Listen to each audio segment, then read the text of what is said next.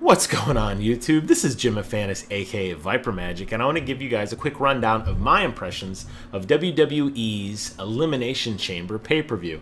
Now, I took notes on every single match, but as I started to think about it and watching through the rest of these, I got to thinking, some of these matches weren't really that worth the price of admission, so to speak, so I'm just going to gloss over the ones that weren't so great. The two Elimination Chamber matches, which were the namesake of this pay-per-view, are actually, in my opinion, two of the weakest matches in this in the event. So the first one was for the Tag Team Championship, and what they decided to do this time was put tag teams inside of each of the little tubes. And the first match kind of fell flat with all the different tag teams. The New Day was the defending champions. They ended up winning. It was kind of weird. There was a lot of spots in there that just seemed very out of place, probably because the guys weren't used to fighting with each other. And when you have a lot of those high-level spots getting ready to happen and everybody's kind of waiting around for it to happen, the action just falls flat. The biggest example I can give of that is when the Lucha Dragons, he climbs up to the top of the cage and he drops down onto everyone. There was a good 5 or 10 seconds where Cesaro and Tyson Kidd and a couple other superstars were just standing there like waiting like this. And it just came off really, really bad. It actually happened again like a minute later with Torito. So it just didn't really seem like it. It didn't really seem like it took off very well. Then you had the Primetime Players, who were a disbanded tag team, which got back together, and I love them. I think Tyson O'Neil definitely deserves a lot more than he's been given in WWE. I think he's one of their best stars. So you finally have that tag team come back together, and we all kind of know in the back of our mind that New Day is going to probably retain. But, you know, you want the other superstars to look good as well. So Cesaro gets done doing his King of Swing. You know, he's really swirling around. Everybody's going nuts. Then immediately Tyson Kidd pins it, and it just looks so bad. I mean, you could feel the energy in that arena just drop. Everyone was like, oh my God, did we just see that happen? And it kind of makes the Primetime Players look kind of bad. And I'm like, ooh, you know, you got to keep in mind that, you know, the tag team division's kind of weak right now without the Usos around. And the Ascension's not really that great. So who are we going to root for that's a real non-heel champion or tag team that actually has a chance of getting there? And I kind of thought it might have been Primetime Players, but I don't know. After that booking, I feel like they kind of got buried. So, I don't know. I could be wrong. I could be wrong. But that was the first Elimination Chamber match. The second one was for the Intercontinental Championship. And again, that one fell really, really flat. Something that caught me by attention. Two things. One was when Sheamus's cage didn't open. It was this kind of weird moment where I'm not really sure if it was intentional that it didn't open and it was kind of like a heel tactic that he was going to come into the fight later on, or if he legitimately there was some issue that he figured out by pulling up that pin. But when he finally came out, everyone just kind of looked around like, what? And I just gotta say that was really odd. It just, the action just didn't come together at all in that match. I didn't feel any synergy between the superstars. That Sheamus spot was really, really weird. When the door was broken to Mark Henry's cell before his time to come out, instead of him running out, he stands there like, is it okay if I run out? And the ref's like, no, you can't. And he's like, and that's the face he made. And then after about 5 seconds, he finally went out and got in the action. Instead of just like bolting through like, yeah, I'm here to fight. He just kind of like, do I have permission to play, mommy? It came off really just bad. And I don't know, both of the namesakes of this pay-per-view, mega thumbs down on those. I'm sorry, those were just real stinkers. A couple other interesting things. The Divas match, which I thought could have been really, really cool, with 3 really strong technical wrestlers in Paige, Naomi, and Nikki Bella, was a complete filler. I don't think the match lasted more than 4 or 5 minutes long, and I didn't really see any kind of high-flying spots. It didn't really cement Nikki Bella's championship any more than it had before, and it just felt kind of like a throwaway. I know there's a lot of build-up to this match with Paige getting the #1 contender, and then, you know, Naomi coming in and making it this triple threat match, but it just really fell flat, and I don't know, I wasn't really a big fan of that one. Thankfully, there were 2 saving graces of this pay-per-view, in case you couldn't figure out which ones I'm talking about. #1 had to be Kevin Owens versus my main man, John Cena. Now, The fact that this guy who's a current NXT champ, and by the way, I know nothing about him at all. I don't follow NXT at all. I solely watch Raw and the pay-per-views. That he comes out and calls out Cena on Raw and then backs it up at the pay-per-view is amazing. And this is another one of those pay-per-views to me, and another loss to me from Cena. That is where he's paving the way for future superstars. And look, let's all face it. Cena is getting a little bit older. I think he's 36 this year, 35, 36. He's getting to where he needs to start slowly passing the torch. Now, in the past, if you think of like Hulk Hogan and Ultimate Warrior, for example, that was a very defining moment. Here, you go be the guy now. Now, WWE these days isn't really doing that so much.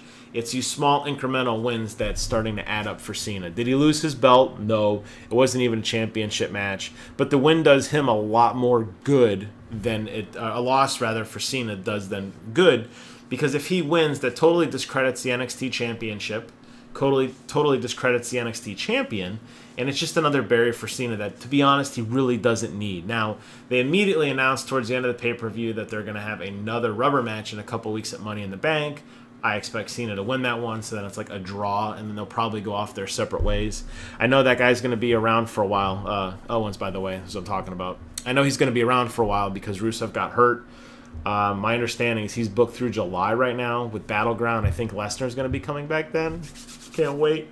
But anyways, him winning, I think does him a lot of good. And again, it'll be interesting to see how Cena rebounds from this. It seems that Cena's new kind of angle is he gets destroyed, then he builds himself up, then he redeems himself. That's kind of been his thing the last few years. We saw that with Brock Lesnar. We saw that with Rusev, and now we're seeing it again. So apparently the new way to book Cena is to have him get crushed and then redeem himself. I don't know how many more times we have to see this coming-of-age Cena. I'd rather him just be the champ. But again, I understand that he needs to lose this match in order to make the NXT champion look better. By the way, that guy's got some amazing moves. I mean, that's for a big guy. That guy, Kevin, he's a big guy. I saw him do a moonsault. I saw him do a cannonball. I saw him do some really tricky kind of reversal suplex off the top rope. I mean, this guy's got some really good moves. He stole the AA from Cena. He did a, he didn't do an STF, but he did a You Can't See Me, five knuckle shuffle.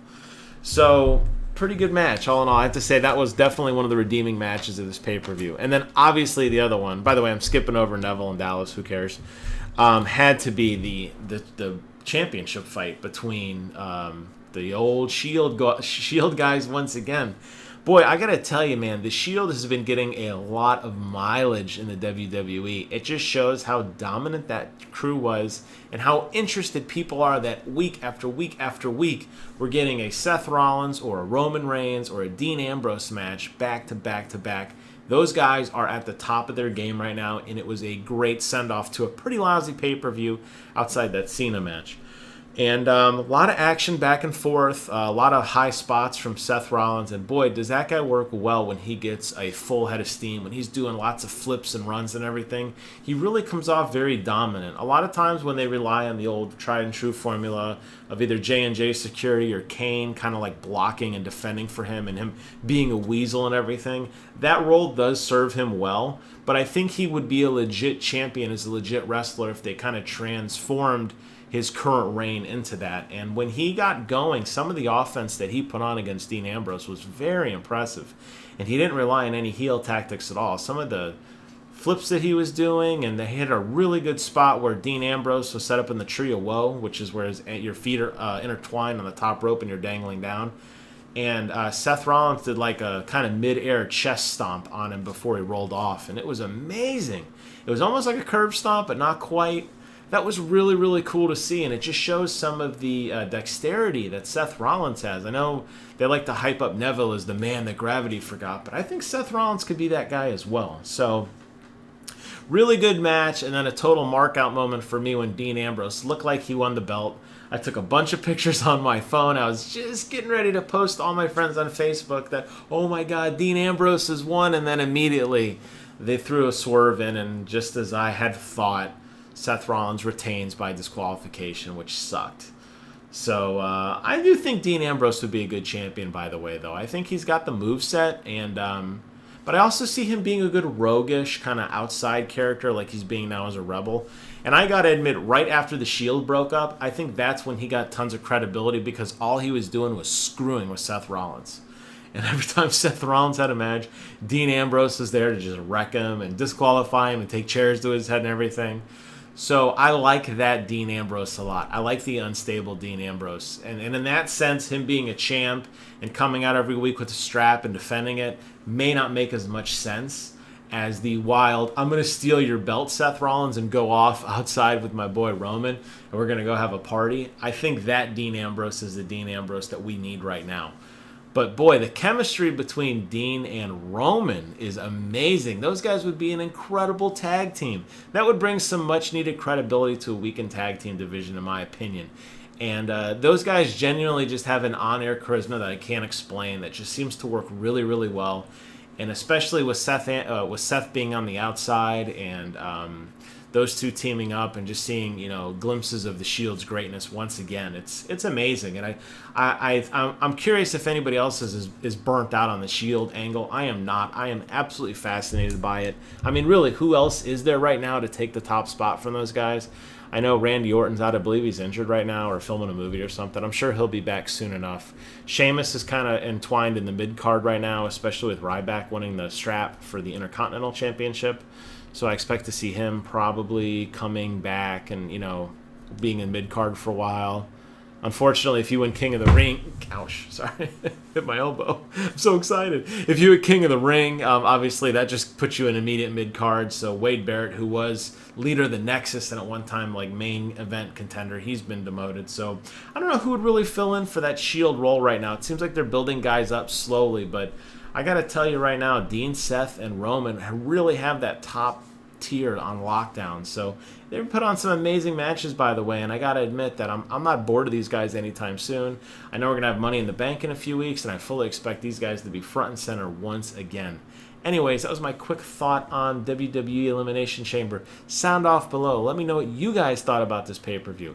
All in all, I have to say it was so-so, with obviously a few highlights that I focused on in my video. All in all, if you didn't see it, would you really miss a whole lot? Not really. I'd have to say that the Cena match was really, really good. The Dean Ambrose match was really, really good. But in between, it was a miss. This is a pay-per-view that was a 3-week lead-in to a 2-week lead-in that kind of shoehorned it in. I remember when pay-per-views meant a lot more than this, so we'll see what Money in the Bank brings. Obviously, that has a lot more implications for the future of the company. Whoever wins that will definitely be the future champion. Anyways, thanks for watching. Please do me a favor. Comment, rate, subscribe. Let me know what you guys think about Elimination Chamber. And until next time, I will see you guys on the other side.